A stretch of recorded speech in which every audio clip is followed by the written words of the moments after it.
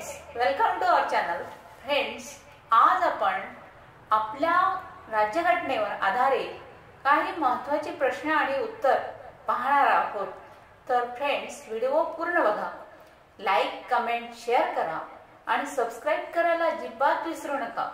तर चला पाहूया आपण राज्यघटनेवर आधारित महत्त्वाची प्रश्न उत्तरे, जसे की ऑल कॉम्पिटिटिव्ह एक्झाम करिता खूप युजफुल आहेत, जसे की MPSC, UPSC, एंट्रन्स एक्झाम, MHला CET, ऑल कॉम्पिटिटिव्ह एक्झाम करिता उपयुक्त आहेत. तर पाहूया question with answer.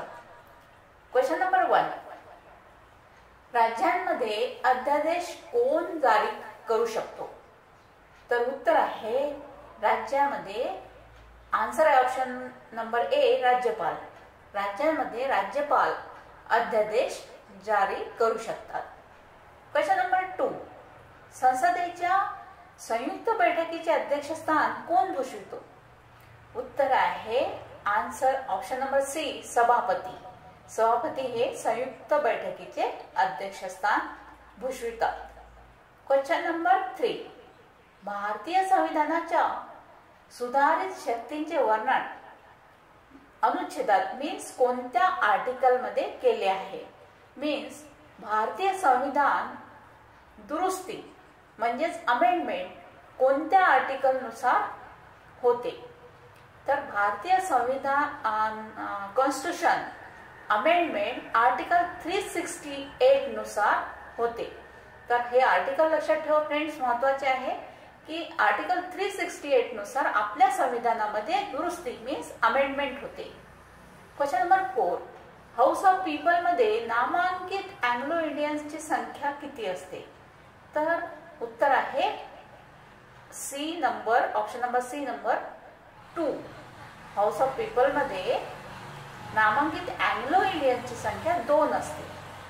Question number 5, council of states means राज्य परिषदेत नामांकित सदस्यांची संख्या किती असते?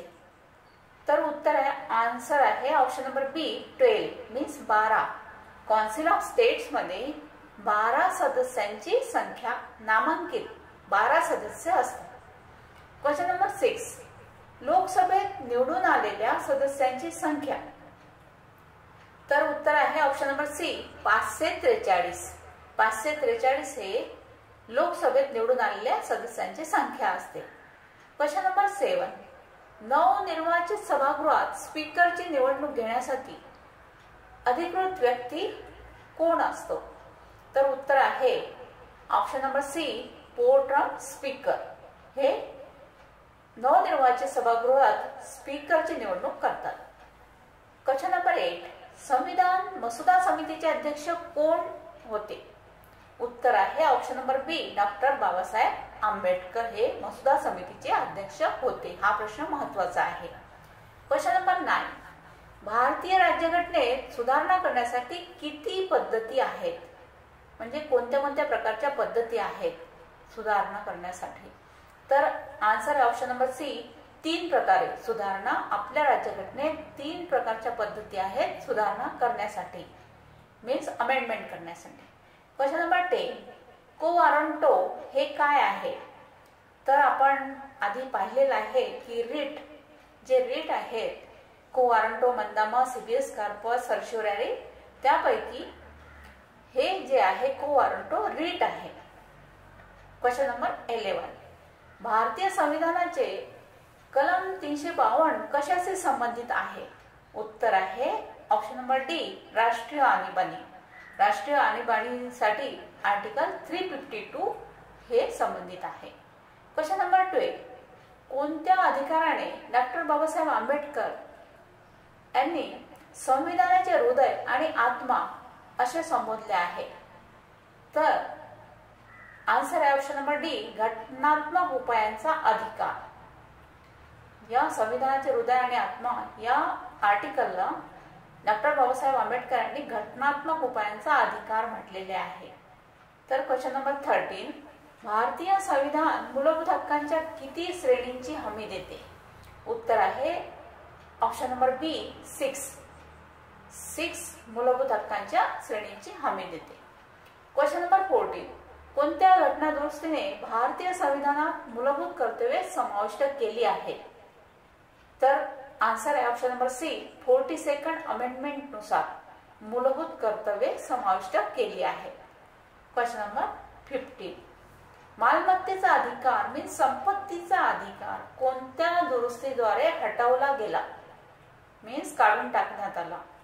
तर उत्तर आहे option number A 71st means 71व्या दुरुस्तीनुसार मीन्स 71st अमेंडमेंट नुसार संपत्तीचा अधिकार काढून टाकण्यात आला.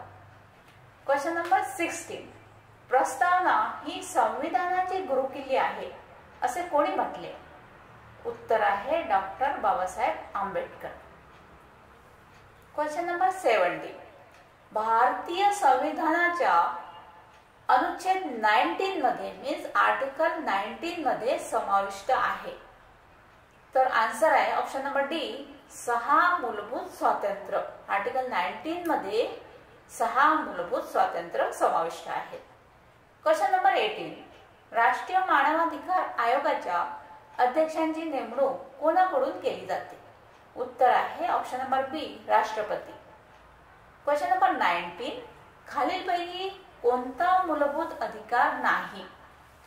तर हा प्रश्न महत्वाचा आहे फ्रेंड. सर्व कॉम्पिटिटिव्ह एक्झाम मध्ये हा प्रश्न विचारण्यात येतो. तर आन्सर आहे ऑप्शन नंबर बी मालमत्तेचा अधिकार मीन्स संपत्तीचा अधिकार. संपत्तीचा अधिकार मूलभूत अधिकार नाही, हा लीगल राईट आहे. तर क्वेश्चन नंबर 20 अनुच्छेद 32 मीन्स आर्टिकल 32 या आर्टिकल खाली आणीबाणीच्या वेळी निलंबित करण्यात आले आहे?